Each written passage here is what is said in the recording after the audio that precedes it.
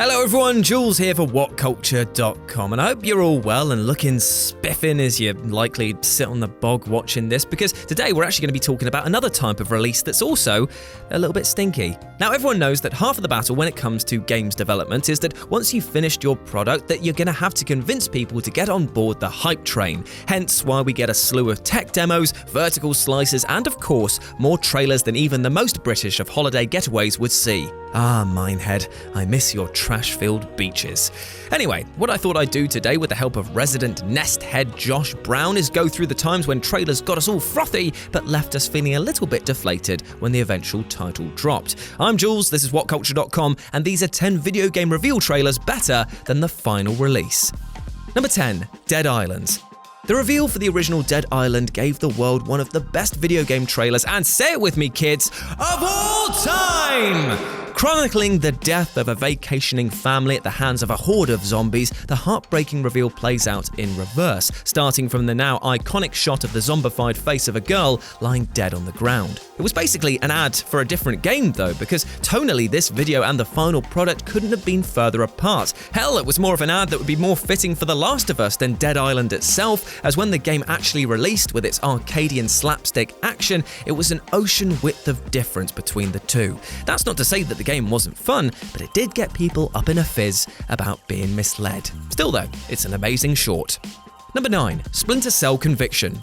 Now this is saying something, as Splinter Cell Conviction was a right laugh. However, it was far from the game that the reveal trailer sold us on. In this trailer, it promised an emphasis on improvisation, using the environment and Sam Fisher's rough and tumble fighting style to get us through the day. It was meant to be like Jason Bourne meeting Fight Club, with a beautiful layer of grime covering your hidden in plain sight motives. In fact, you could say that Conviction was meant to be the game that stepped away from its own franchise, ditching the high-tech gadgets in favor of on-the-run plight and peril. However, when the game finally released, it was clear that the developers had shied away from this initial premise, offering a top-quality game, but one that had the familiar gadgets, which suggested a fear of alienating the core audience. It's a shame, because a risk like this could have paid off huge in the long run.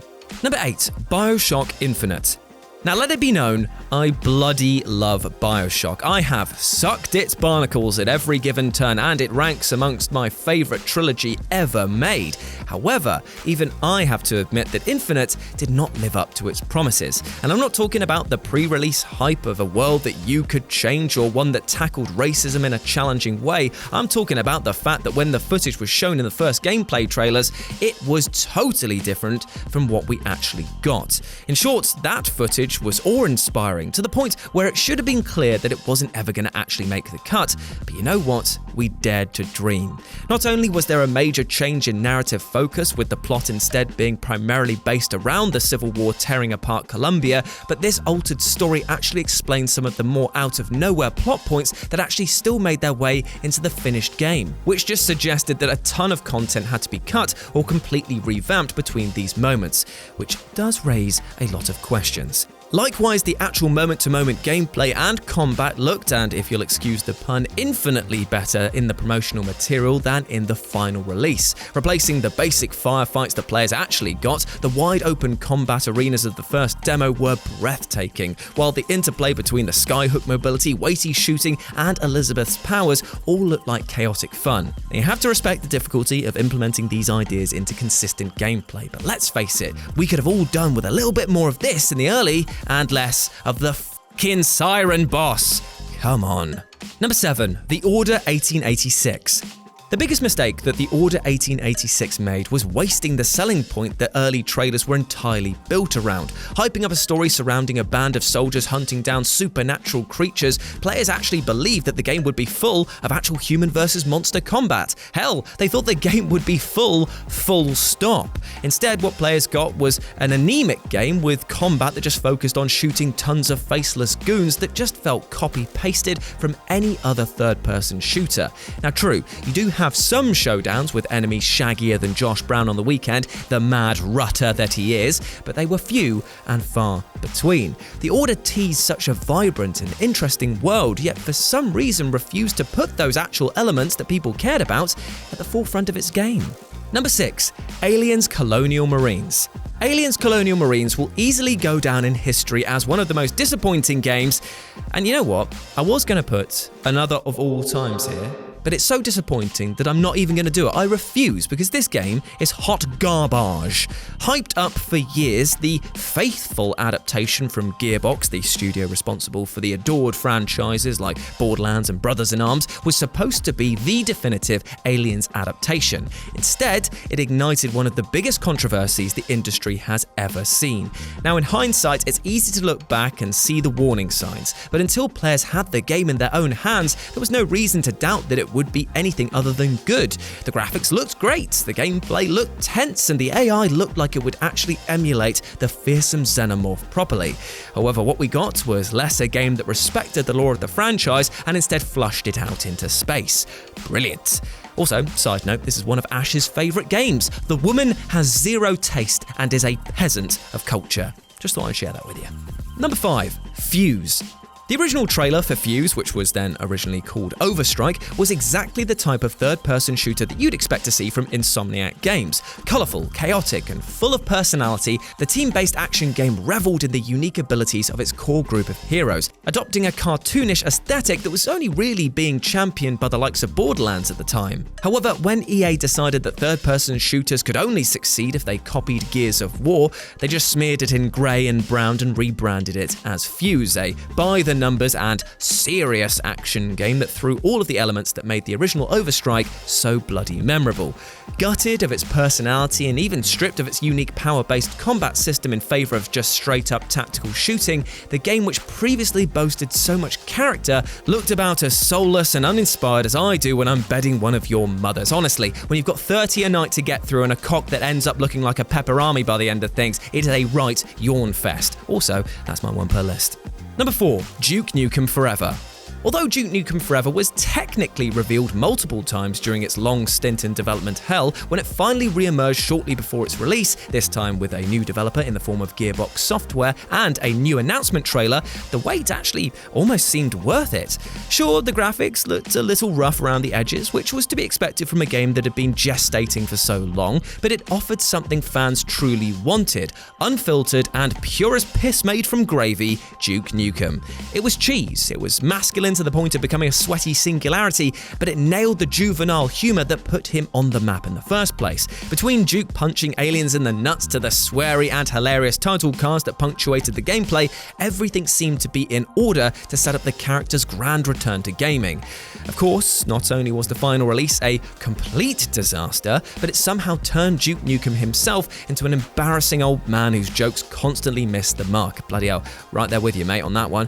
While the reveal trailer effortlessly captured the character's signature attitude, the game tried too hard and didn't come close, which turned an already terrible shooter into a downright abysmal one.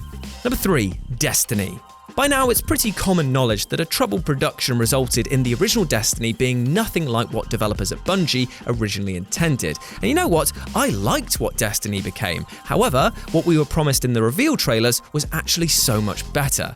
In fact, the first big look that players got at Destiny put the focus on a dynamic world where teaming up with players was seamless. Not only was the cooperative play a more natural and organic part of the world, but the actual map itself was teased as being much bigger than the ones that fans actually got, with the developers even pointing towards vistas and letting players know that they could venture there if they wanted to, which of course, in the final version, they couldn't. The scale of the game was much grander than the one that was eventually released, but it's the integration of social elements that the final product missed the most, as the way that they worked in this first trailer really sold the game as a true shared world experience. It's a shame that. Number 2. No Man's Sky. The promise of No Man's Sky's original trailer was astronomical. Not only was it presenting the outrageous idea of a procedurally generated universe that would constantly keep expanding, but also one that had planets that would be totally different to one another. The problem with the devs was that they just aimed so high that they accidentally shot into a wormhole that ended up under themselves, effectively shooting them in the foot.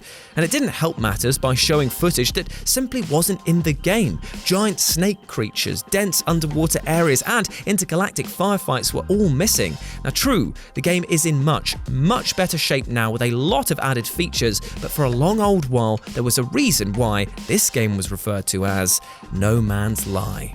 And number 1, Watch Dogs. It couldn't have been anything else, really, could it? One of the most hyped up games of all time, Watch Dogs quickly gained attention for promising a brand new experience on what was then next generation technology.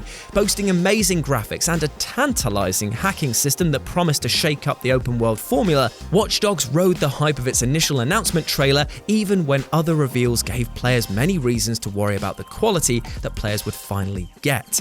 While the final game wasn't a letdown all across the board, it's safe to say that many were disappointed with the outcome. Gone were half of the graphical touches along with the smoothness of the gameplay. There's still a great game here, but it's just been marred by promises that honestly should never have been made. And there we go, those were 10 revealed trailers much better than their final products. Let me know what you thought about it down in the comment section below, and I just want to have a nice little chat with you guys before I zip off into the darkness on I was going to say some sort of like rope and pulley system, but that already conjures up too many issues of health and safety in this place. Anyway, I just wanted to check in to make sure that you guys are doing okay. It is still the start of the year. At the time of recording now, it is March. There's a lot going on, obviously. Beginning of the year, you make lots of promises to yourself. You do lots of stuff going on. Life doesn't stop, and neither do you, unfortunately. But I'm just saying to you guys right here and now, it is okay to take a break every once in a while and go a bit introspective and just take a look at yourself. Remember, you are your best friend, all right? You have to basically take care of yourself the best you possibly can.